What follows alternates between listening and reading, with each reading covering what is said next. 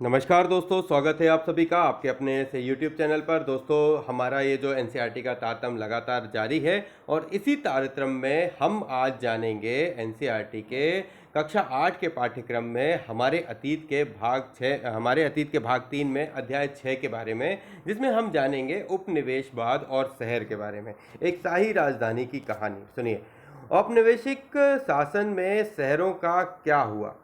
आप देख चुके हैं कि ब्रिटिश सत्ता की स्थापना के बाद गांवों का जीवन किस तरह बदल चुका था। इसी समय शहरों में क्या हो रहा था, इसका जवाब इस बात पर निर्भर करता है कि हम किस तरह के कस्बे या शहर की चर्चा करते हैं। मदुरई जैसे मंदिरों के शहर का इतिहास, ढाका जैसे उत्पादन शहरों या सूरत जैसे बंदरगाहों या एक साथ कई तरह के काम करने वाले कस्बों से बिल्कुल अलग मिलेगा। पश्चिमी विश्व के ज़्यादातर भागों में आधुनिक शहर औद्योगिकीकरण के साथ सामने आए थे। ब्रिटिश में लीड्स और मैनचेस्टर जैसे औद्योगिक शहर 19वीं और 20वीं शताब्दी में तेजी से फले, क्योंकि बहुत सारे लोग नौकरी, मकान और अन्य सुविधाओं की उम्मीद में शहरों की तरफ आ रहे थे। लेकिन 19वीं सदी में भारत शहर पश्चिम यूरोप के शहरों की तरह तेजी से नहीं फैले। ऐसा क्यों हुआ? यहाँ कुछ चित्र है, इसको देखिए। ये मछलीपट्टनम का एक दृश्य है सन 1672 का। मछलीपट्टनम 17वीं शताब्दी में एक महत्वपूर्ण बंदरगाह के रूप में विकसित हुआ। 18वीं सदी के आखिर में जब व्यापार बंबई, मद्रास और कलकत्ता के नए ब्रिटिश बंदरगाहों पर केंद्रित होने लगा तो उसका महत्व घटने लगा। 18वीं सदी के आखिर में कलकत्ता, बंबई और मद्रास का महत्व प्रेसिडेंसी शहरों के रूप में तेजी से बढ़ रहा था।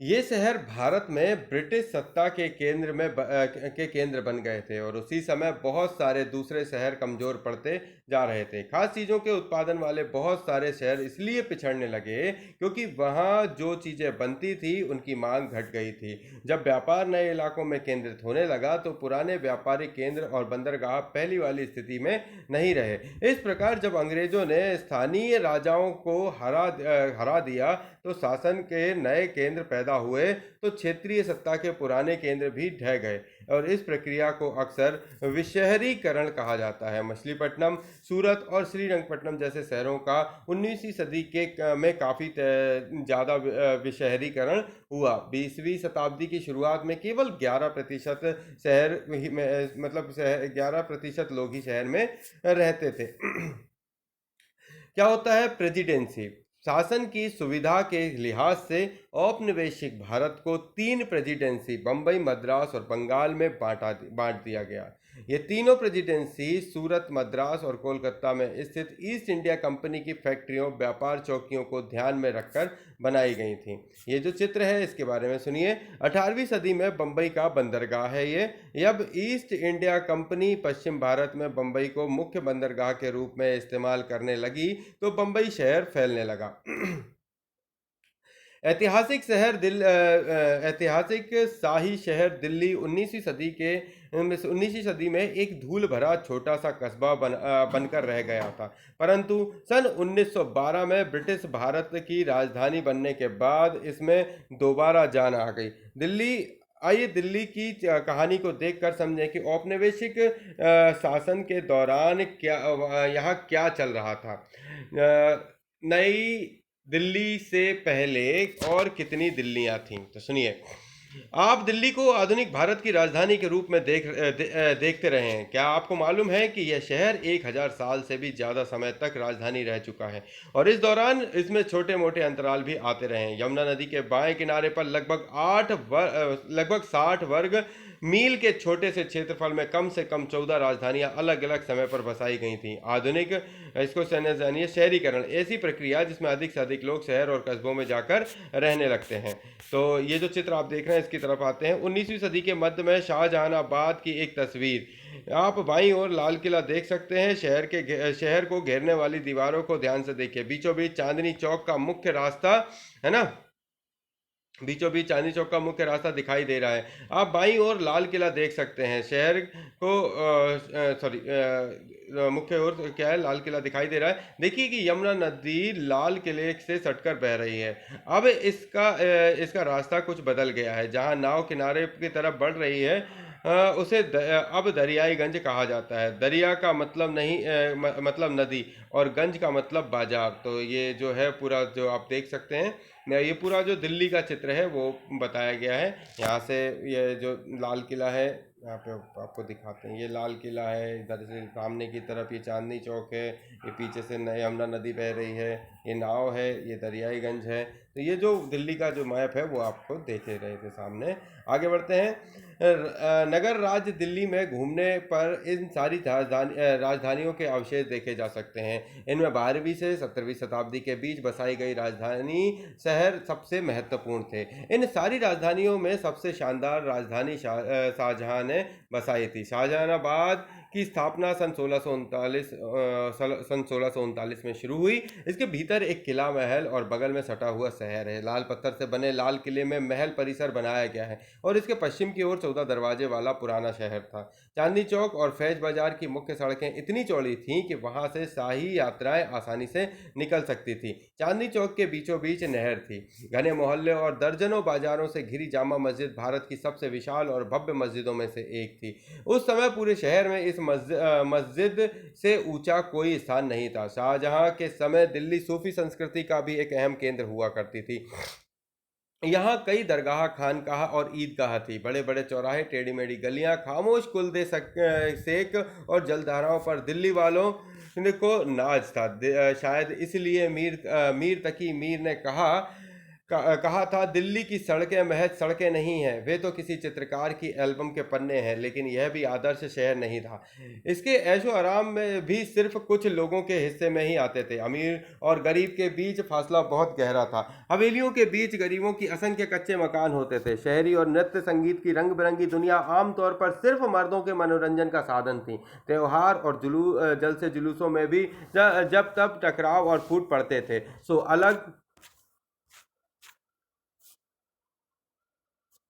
हर कभी क्या होते थे, मतलब फूट पड़ते रहते थे, इसलिए वो बात अपन ने पढ़ी। आगे बढ़ते हैं। दरगाह। दरगाह मतलब सूफी संत का एक मकबरा होता है। दरगाह क्या कहलाती है? सूफी संतों का एक मकबरा होती है। खानकाह यात्रियों के लिए विश्राम घर और ऐसा स्थान जहां लोग आध्यात्मिक मामलों पर चर्चा करते हैं, संतों का आशीर्वाद लेते हैं या नृत्य संगीत कार्यक्रमों का आनंद लेते हैं। ईदगाह मुसलमानों का खुला प्रार्थना स्थल जहां सार्वजनिक प्रार्थना और त्योहार होते हैं। कुलदे सेक ऐसा रास्ता जो एक जगह जाकर बंद हो जाता है। कुलदे सेक मतलब एक ऐसा रास्ता जो क्या होता है, एक जगह जाकर बंद हो जाता है। ये जो आप देख रहे हैं दिल्ली स्थित जामा मस्जिद, पूर्वी दरवाजा टॉमस डैनियल का चित्र है। ये मीनारों और पूरे गुंबदों वाली यह भारत की पहली मस्जिद थी। ये दिल्ली के निजामुद्दीन औलिया की दरगाह है। इसके बाद एक जो स्रोत है उसको मैं आपको सामने पढ़ता हूँ। दिल्ली जो एक शहर था आलम दिल्ली जो एक शहर था आलम में इंतखाब। सन 1739 तक दिल्ली नादिर शाह के हाथों तबाही और लूट खसोट का सामना कर चुकी थी। शहर के पतन पर दुख भरे लहजे में 18वीं सदी के उर्दू शायर मीर तकी मीर कहते हैं, दिल्ली जो एक शहर था आलम में इंतखाब, हम रहने वाले हैं उसी उजड़े दयार के। मैं उसी उजड़ी हुई दिल्ली का रहने वाला हूं जो एक जमाने में दुनिया का सबसे भव्य शहर थी। आइए जानते हैं नई दिल्ली का निर्माण। सन 1803 में अंग्रेजों ने मराठों को हराकर दिल्ली पर नियंत्रण हासिल किया। क्योंकि ब्रिटिश भारत की राजधानी कलकत्ता थी, इसलिए मुगल बादशाह को लाल किले के महल से रहने की छूट मिली हुई थी। आज हमारे सामने जो आधुनिक शहर दिखाई देता है, ये 1911 में तब बनना शुरू हुआ था जब दिल्ली ब्रिटिश भारत की राजधानी बन गई थी। ओके, उसके बाद बढ़ते हैं। एक अंत का ध्वंस। सन 1857 से पहले दिल्ली के हालात दूसरे औपनिवेशिक शहरों से काफ़ी अलग थे। मद्रास, बंबई या कलकत्ता में भारतीय और अंग्रेजों की बस्तियां अलग अलग होती थीं। भारतीय लोग काले इलाकों में और अंग्रेज लोग सुसज्जित गोरे इलाकों में रहते थे। दिल्ली में ऐसा नहीं था। खास तौर से 19वीं सदी के पूर्वार्ध में दिल्ली के अंग्रेज भी पुराने शहर के भीतर अमीर हिंदुस्तानियों के साथ रहा करते थे। वे भी उर्दू, फारसी, संस्कृत और शायरी का मजा लेते थे और स्थानीय त्योहारों में हिस्सेदारी करते थे। सन 1824 में दिल्ली कॉलेज की स्थापना हुई। कब हुई दिल्ली से कॉलेज की स्थापना? सन 1824 में दिल्ली कॉलेज की स्थापना हुई। इसकी शुरुआत 18वीं सदी के मदरसे के रूप में हुई थी। इस संस्था ने विज्ञान और मानव शास्त्र का क्षेत्र में एक नए युग का सूत्रपात कर दिया। यहाँ मुख्य रूप से उर्दू भाषा में काम होता था। बहुत सारे लोग सन 1830 से 1857 की अवधि को दिल्ली पुनर्जागरण काल बताते थे। सन 1857 के बाद यह सब कुछ बदल गया। उस साल हुए विद्रोह के दौरान विद्रोहियों ने बहादुर शाह जफर को विद्रोह का नेतृत्व संभालने के लिए मजबूर कर दिया और 4 महीने तक दिल्ली विद्रोहियों के नियंत्रण में रही। जब अंग्रेजों ने शहर पर दोबारा नियंत्रण हासिल किया तो बदले और लूटपाट की मुहिम पर मतलब जो लोग हैं वो बदले और लूटपाट की मुहिम पर निकल पड़े। प्रसिद्ध शायर गालिब उदास मन से इन घटनाओं को देख रहे थे और सन 1857 में दिल्ली की तबाही को उनके इन शब्दों ने व्यक्त किया।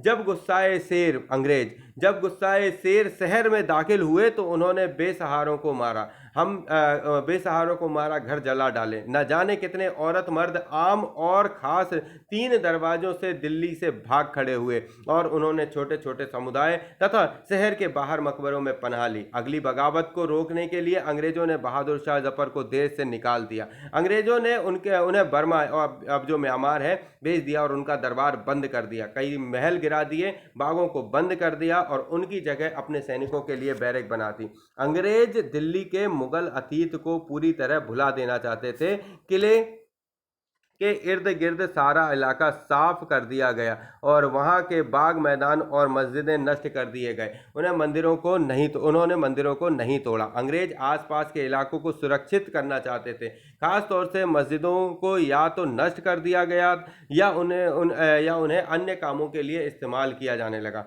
मिसाल के तौर पर जीनत अल मस्जिद को एक बेकरी में तब्दील कर दिया गया।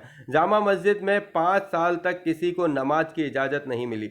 शहर की 1/3 हिस्सा ढा दिया गया। नहरों को पाट कर समतल कर दिया गया। रेलवे की स्थापना करने और शहर को चारदीवारी के बाहर फैलाने के लिए सन 1870 के दशक में शाहजहानाबाद की पश्चिमी दीवारों को तोड़ दिया गया। अब अंग्रेज उत्तर की तरफ विकसित हुए विशाल सिविल लाइन्स इलाके में रहने लगे। अब वे पुराने शहर में भारतीयों के साथ नहीं रहते थे। दिल्ली कॉलेज को एक स्कूल बना दिया गया और सन 1877 में उसे बंद कर दिया गया। जो अभी ऊपर छोड़ा उसको देखें, है ना। फिर अपन आगे बढ़ते हैं। इसमें जो हमने ऊपर छोड़ा ये यहाँ पे दिल्ली आलम अपन ने पढ़ लिया। इसके बाद आते हैं ये गुल फरोशान, फूलों का त्योहार। पुनर्जागरण, इसका शाब्दिक अर्थ होता है कला और ज्ञान का पुनर्जन्म।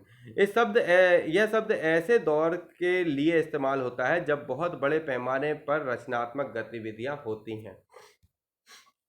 ब्रिटिश टुकड़ियां दिल्ली की सड़कों पर विद्रोहियों का कत्लेआम करके बदला ले रही थी। ये देखिए, ब्रिटिश टुकड़ियां जो हैं वो दिल्ली की सड़कों पर कत्लेआम करके अपना बदला ले रही थी। स्रोत दूसरा पढ़ते हैं। कभी इस नाम का भी एक शहर हुआ करता था। दिल्ली में आ रहे बदलाव पर गालिब गहरे तौर पर दुखी थे। उन्होंने दिल्ली के अति उन्होंने दिल्ली उन्होंने दिल्ली उन्होंने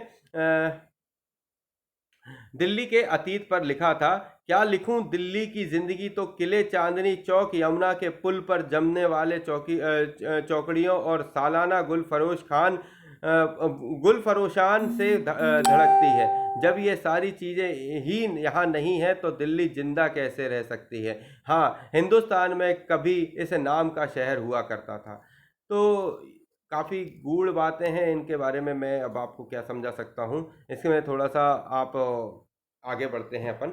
यहाँ पे एक जो चित्र है वो आप देखिए, जामा मस्जिद से देखने पर फेलिस बिएता द्वारा लिया गया चित्र। तो ये जामा मस्जिद के से जो दिखने वाला जो शहर है, जामा मस्जिद से देखने पर ये ऐसा दिखता है। अपन इसको जो देख पा रहे हैं, ये 1858 से 59 के बीच में मस्जिद के चारों तरफ बनी इमारतों को देखें। 1857 के बाद बगावत के बाद उन्हें साफ कर दिया गया। तो ये पूरा शहर जो है वो साफ कर दिया। इसके बाद आगे बढ़ते हैं कि इर्द गिर्द, है ना, किसके इर्द गिर्द भैया,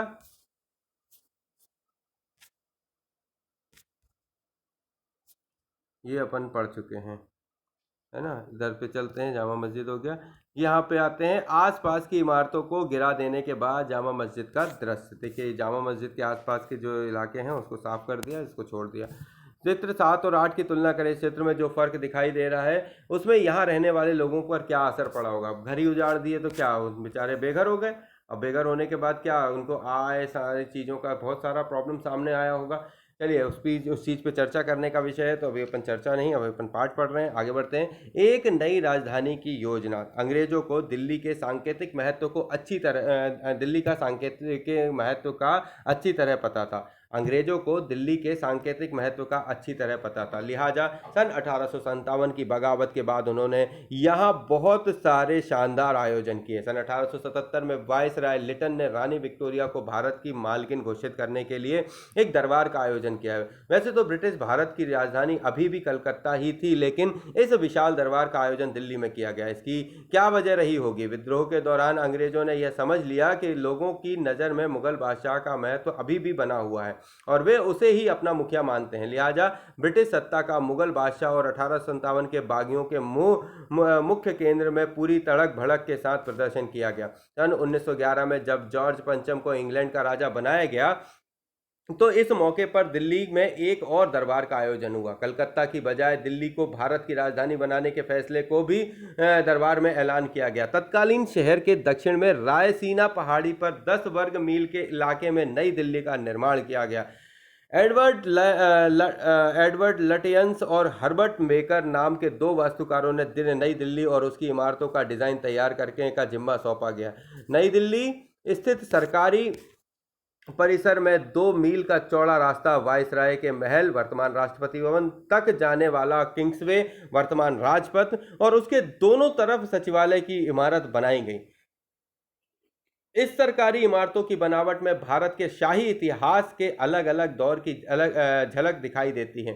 फिर भी इसका रूप मोटे तौर पर क्लासिकी यूनान 5वीं शताब्दी ईसा पूर्व का दिखाई देता है। उदाहरण के लिए वायसराय पैलेस का केंद्रीय गुंबद सांची के बने बौद्ध स्तूप की बनावट पर आधारित है। लाल भुरभुरे पत्थर और नक्काशीदार जालियों की प्रेरणा मुगल वास्तुशिल्प से ली गई है, लेकिन नई इमारतों में ब्रिटिश प्रभुत्व की झलक भी जरूरी थी। इसलिए वास्तुकारों ने इस बात का ख्याल रखा कि वायसराय का महल शाहजहां की जामा मस्जिद में से भी ऊंचा हो। यह काम कैसे किया जा सकता था? नई दिल्ली के निर्माण में लगभग 20 साल लगे। इरादा एक शहर बनाने का था जो शाहजहानाबाद के मुकाबले बिल्कुल अलग हो और जिसमें भीड़ भरे मोहल्ले और सकरी गलियों के लिए कोई जगह नहीं थी। नई दिल्ली में चौड़ी सीधी सड़कों और विशाल परिसरों के बीच बड़ी बड़ी इमारतों की कल्पना की गई थी। पुरानी दिल्ली में अफरा तफरी दिखाई देती थी, नया शहर स्वच्छ और स्वस्थ दिखाई पड़ता था। अंग्रेजों को भीड़ भरे इलाके गंदे और स्वास्थ्य के लिए हानिकारक बीमारियों का स्रोत दिखाई देते थे।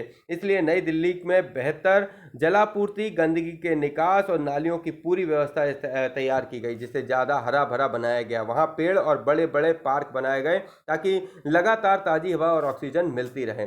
स्रोत 3, नई दिल्ली की कल्पना। दिल्ली को राजधानी के रूप में चुनने के पीछे वायसराय हार्डिंग ने यह वजह बताई थी।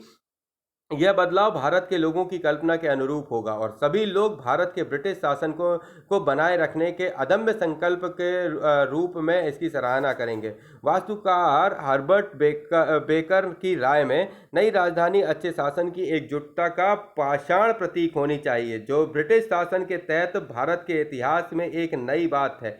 भारत में ब्रिटिश शासन केवल शासन और संस्कृति की एक परत भर नहीं है, यह एक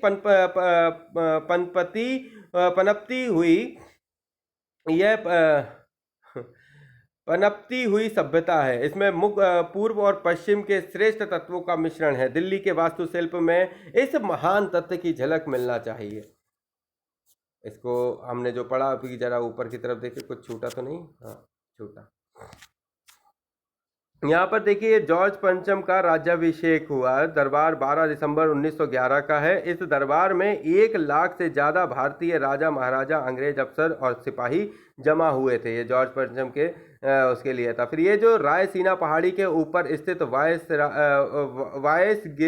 वाइसरीगल पैलेस यानी राष्ट्रपति भवन, ये जो दिख रहा है ये राष्ट्रपति भवन है। इसके बाद यहाँ पे अब कल्पना कीजिए कि आप राष्ट्रपति भवन की ओर देखते हुए रायसीना हिल की ओर बढ़ रहे हैं। क्या बेकर की तरह आपको भी ऐसा लगता है कि इस इमारत की ओर देखने से भव्यता और ब्रिटिश सत्ता की ताकत का बोध होता है? अवश्य होता है, देखने से ही समझ में आता है। आगे क्या आप इस अध्याय में ऐसे दो उदाहरण ढूंढ सकते हैं जिनसे पता चलता है कि राजधानी की छवि के बारे में कोई भिन्न तरह की सोच भी मौजूद थी? ठीक है, इस पर चर्चा करिएगा तो फिर हमें बताइएगा। आगे बढ़ते हैं। विभाजन के समय जीवन। सन 1947 में भारत के विभाजन से नई सीमा के दोनों तरफ आबादी बड़ी तादाद में विस्थापित हुई।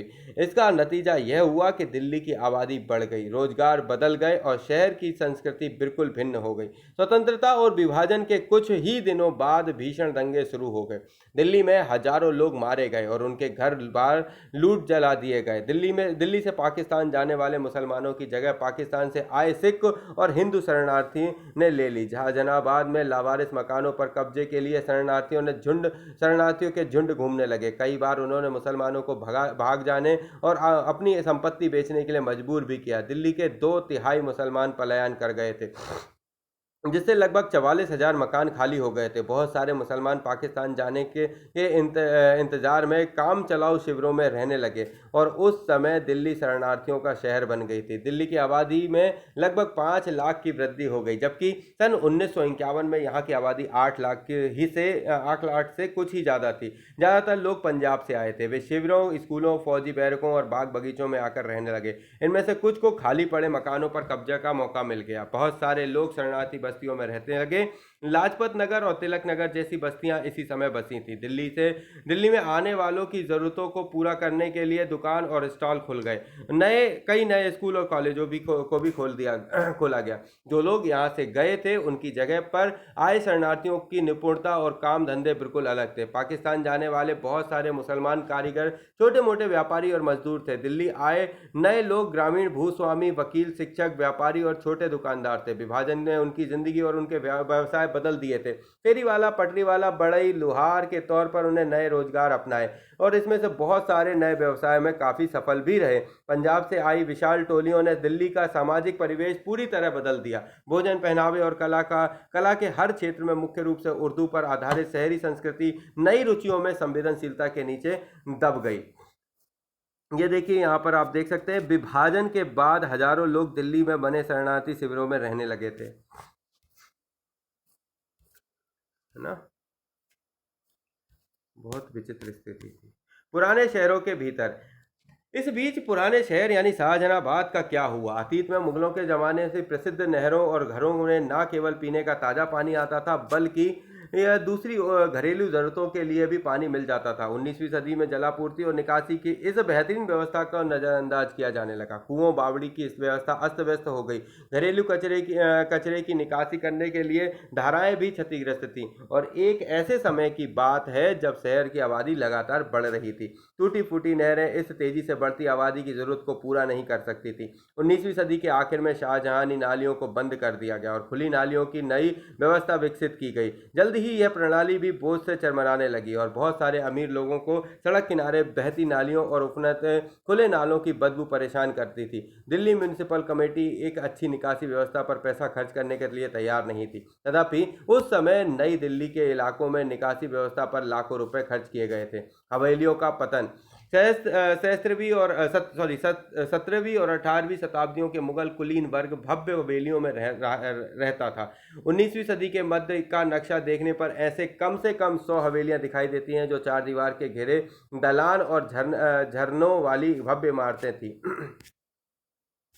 एक हवेली में बहुत सारे परिवार रहते थे। खूबसूरत फाटक के भीतर जाने पर हवेली के अंदर आप एक खुले अहाते में पहुंच जाते थे। उसके चारों तरफ मेहमानों और कारोबारियों के लिए सार्वजनिक कमरे बने होते थे जिनका सिर्फ पुरुष ही इस्तेमाल करते थे। भीतर दालान और कमरे परिवार की औरतों के लिए होते थे। हवेली के कमरों का कई कामों के लिए इस्तेमाल होता था और उनके फर्नीचर बहुत कम होते थे। यहाँ तक कि 19वीं शताब्दी के मध्य तक भी कमर अल दीन खान की हवेली में कई इमारतें थीं। उनमें गाड़ी वाहन, तंबू लगाने वाले, मशालची, खातेदारों, क्लर्कों, घरेलू नौकरों का रहने का इंतजाम था। बहुत सारे मुगल अमीर ब्रिटिश शासन के समय वे इन विशालकाय इमारतों को संभालने की हालत में नहीं थे। फलस्वरूप हवेलियां बंटने लगी, उनके हिस्सों को बेचा जाने लगा। हवेलियों के जो हिस्से सड़क पर खुलते थे वहां दुकानें और गोदाम बन गए। कुछ हवेलियां नए उभरते व्यवसाय वर्ग के नियंत्रण में चली गईं और बहुत सारे उपयोग में न होने के कारण बेकार हो गईं। औपनिवेशिक बंगले इन हवेलियों से बिल्कुल अलग थे। वे बंगले एकल परिवारों के लिए बनाए गए थे, इसलिए उनमें से एक मंजिल की ढलवा छत वाली इमारतें होती थीं। ये बंगले आमतौर पर 1 या 2 एकड़ के खुले स्थान पर बने होते थे। उनमें रहने वाले, खाने और सोने के कमरे अलग थे। अगले हिस्से में एक लंबा बरामदा होता था। कई बंगलों में 3 तरफ बरामदा बनाया जाता था। अस्तबल और नौकरों के क्वार्टर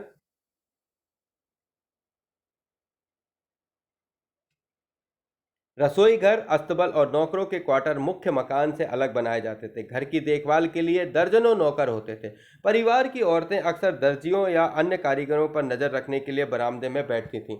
नगर पालिका की योजना बनती है। सन 1931 की जनगणना से पता चला कि पुराने शहर के इलाके में भयानक भीड़ है। यहाँ प्रति एकड़ 90 लोग रहते थे, जबकि नई दिल्ली में प्रति एकड़ केवल 3 लोग औसतन रहा करते थे। पुराने शहर के बिगड़ते हालात के बावजूद उनका फैलना जारी रहा। पुराने शहर के निवासियों के लिए रॉबर्ट क्लार्क ने सन 1888 में लाहौर गेट सुधार योजना के नाम पर एक विस्तार योजना तैयार की, और इसके पीछे सोच यह थी कि यहाँ के निवासियों को पुराने शहर से अलग एक नए शहर के चौराहा बाजार की तरफ ढकेला जाए, और इस चौराहे पर चारों तरफ दुकानों की कल्पना की गई थी, और इसे पुनर्विकास की सड़कों के लिए जाल वाली संरचना तय की गई थी। सभी सड़कों की चौड़ी, आकार और स्वरूप एक जैसा होना था। मोहल्लों के निर्माण के लिए जमीन को एक जैसे टुकड़ों में बांट दिया गया, और इस नए स्थान को क्लार्कगंज का नाम दिया गया। यह कभी पूरा नहीं हो पाया, और उसने पुराने शहर की भीड़ से आज़ाद करने में कोई मदद नहीं की। यहाँ तक कि सन 1912 में भी इस नए स्थानों की जलापूर्ति और निकासी की व्यवस्था बहुत खराब थी। दिल्ली सुधार ट्रस्ट का गठन सन 1936 में किया गया, और इस योजना के तहत संपन्न लोगों के लिए दरियागंज दक्षिण जैसे इलाके बनाए गए। यहाँ पार्कों के इर्द गिर्द रिहायशी मकान बने। मकान के भीतर निजता की नई सोच के हिसाब से जगह बटी हुई थी। अब बहुत सारे परिवार या समूह साझा जगह पर नहीं रहते थे, बल्कि मकान के भीतर एक ही परिवार के विभिन्न सदस्यों के लिए अलग अलग जगह होने लगी थी। ये पुराने दिल्ली का एक सड़क का चित्र है। नेक्स्ट आते हैं अन्यत्र में। दक्षिण अफ्रीका के हर्बर्ट बेकर। अगर आप चित्र 16 और 17 को देखें तो पाएंगे कि इन दोनों इमारतों में भारी समानता है, लेकिन ये दोनों इमारतें बिल्कुल अलग अलग महाद्वीपों की हैं। इस बात से क्या पता चलता है? सन 1890 के दशक की शुरुआत में हर्बर्ट बेकर नाम का एक युवा अंग्रेज वास्तुकार काम की तलाश में दक्षिण अफ्रीका पहुंचा। यहीं बेकर की मुलाकात केपटाउन के गवर्नर सेसिल रोड्स से हुई, जिसने बेकर के भीतर ब्रिटिश साम्राज्य के प्रति प्यार और प्राचीन रोमन व यूनानी वास्तुशिल्प के प्रति प्रशंसा का भाव पैदा कर दिया। चित्र 17 के दक्षिण अफ्रीका स्थित प्रिटोरिया शहर में यूनियन बिल्डिंग दिखाई दे रही है, जिसकी रूपरेखा बेकर ने तैयार की थी। इस प्राचीन प्रतिष्ठित वास्तुशिल्प के तत्वों का इस्तेमाल किया गया। उसकी बेकर ने नई दिल्ली स्थित सचिवालय भवन की योजना में भी इस्तेमाल किया। यूनियन बिल्डिंग भी नई दिल्ली स्थित सचिवालय भवन की तरह एक पहाड़ी पर स्थित है। क्या आपने ध्यान दिया कि सत्ता में बैठे लोग नीचे से ऊपर की ओर देखने की बजाय ऊपर से नीचे की तरफ देखना पसंद करते हैं? यूनियन बिल्डिंग और सचिवालय भवन दोनों ही शाही दफ्तरों के लिए बनाया गया था। आइए कल्पना करें, मान लीजिए कि आप सन 1700 में आसपास शाहजहानाबाद में रहते हैं। इस अध्याय में दिए गए ब्यौरों के आधार पर उस जीवन के किसी एक दिन के अपने अनुभव के बारे में लिखें। तो ये एक अच्छी बात है कि इस चर्चे के विषय को आप अपने व्यक्तिगत रूप से इसे सामने लेकर आ सकते हैं।